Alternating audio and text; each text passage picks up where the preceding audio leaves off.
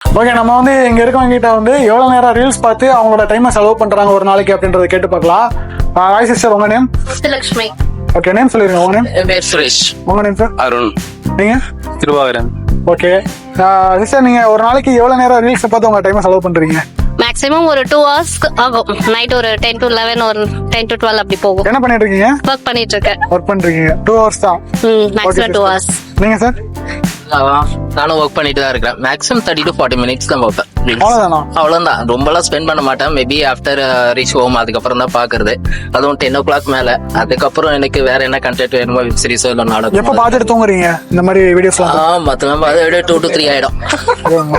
ஆனா ரீல்ஸ் அவ்வளவு நேரம் உங்களுக்கு அடுத்த பாக்க நாள் ஆபீஸ் போறதுக்கு அது கரெக்டா இருக்கா அந்த ஸ்லீப்பிங்? எனக்கு எவ்வளவு நேரம், ஈவன் 4 o'clock தூங்கினாலும் மார்னிங் 7 o'clock எழுந்துப்பேன். அது எனக்கு எந்த ப்ராப்ளம் இருக்காது. ஒன்லி ஹாலிடே சண்டேஸ் மட்டும் தான் எனக்கு டிலே ஆகும். மத்த நாள் ஷார்ப்பா அந்த டைமுக்கு வந்து.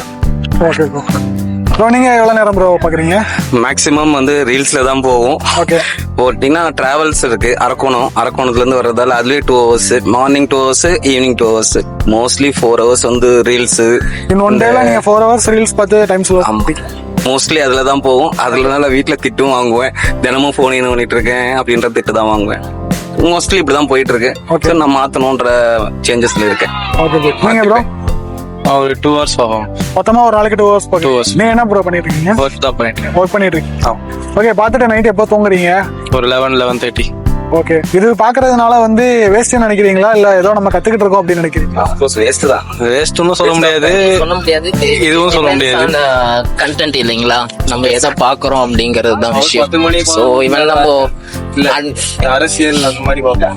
ஓகே, நம்ம அரசியல் மெயினும் கிடையாது. நம்ம கண்டென்ட் ஸ்க்ரால் பண்ணும்போது வர கண்டென்ட் பேஸ் பண்ணி இருக்குது. நமக்கு இன்ட்ரெஸ்டா இல்ல ஒரு நாலேஜா இருந்துச்சுன்னா நம்ம இன்னும் டீப்பா போவோம், இன்ட்ரெஸ்டிங்கா இருக்கிறது. பட் மத்தபடி என்ன நம்ம உடனே சொன்னா ஸ்க்ரால் பண்ணிடுவோம் இல்லைங்களா. சோ டிபெண்ட்ஸ் கண்டென்ட் தான் அது ஸ்பெண்ட் பண்றது. ஈவன் 1 hour இருந்தா கூட அது பேஸ் பண்ணி தான் இருக்குது. யாரும் டைம் ஸ்பெண்ட் பண்றதுக்கு தானே பாக்குறாங்க. பட் அது நாலேஜபிளா இருக்கிறது எடுத்துக்கிறதும் அது அவங்க கையில இருக்குது.